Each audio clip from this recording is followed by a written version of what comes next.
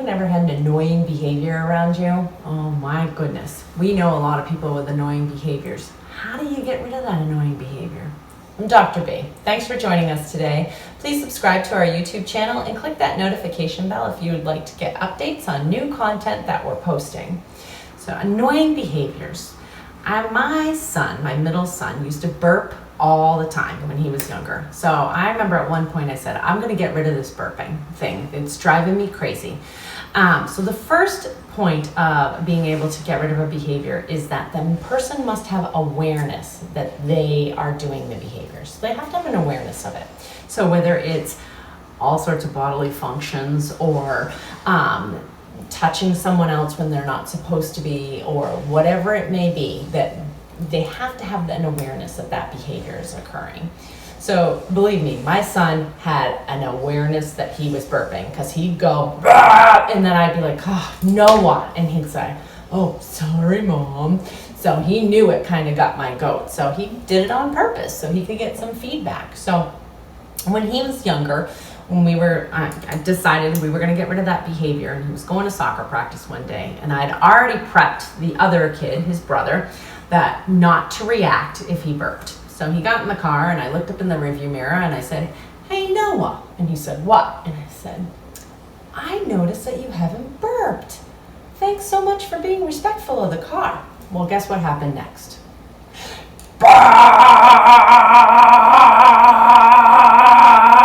For about 5 minutes, and I kept turning the radio up louder and louder, pretending I wasn't hearing the burp, as the other kid beside me was cracking up, and I was saying, "Don't lift, don't lift." So we get to soccer practice, and he gets out of the car and shuts the door, and I say to myself, I'm going to try it again tomorrow, but I'm going to do it at a transition. So that's a key point of this. So 1 is awareness, 2 is transition. So I said, okay, we're going to do it at a transition. So we're driving to soccer practice. He opens the door to get out of the car to go to soccer practice, and I said, "Hey, Noah." He says, "What, Mom?" And I said, "I noticed that you haven't burped. Thanks so much for being respectful." So what do you think he did next? You got it. He's burping after the car. I'm peeling out down the road. The door's flapping in the breeze, and he's going after me, and I said, just kept right on going. Next day, we do the same thing. He lets out a little burp. Burp. And I pretend I don't hear it and drive away. The next day, same thing. So the next day, I said, okay, now I've really got to call it out. So I do it in the car, turn up the radio a little bit louder. "Noah, thanks so much for not burping. I really appreciate you being respectful of the car." He lets out a little one. I ignore it. Next day, same thing. "Noah, thanks so much for not burping. I really appreciate you being responsible." And he says, "Mom, I haven't done it in months." It'd been about 5 days. So that technique can work for doing things like for people that you might be working with someone that hits periodically, or that has some sort of behavior that's a bodily function behavior that they're doing for attention seeking, all sorts of attention seeking behaviors. The key points would be: 1, they have to have an awareness.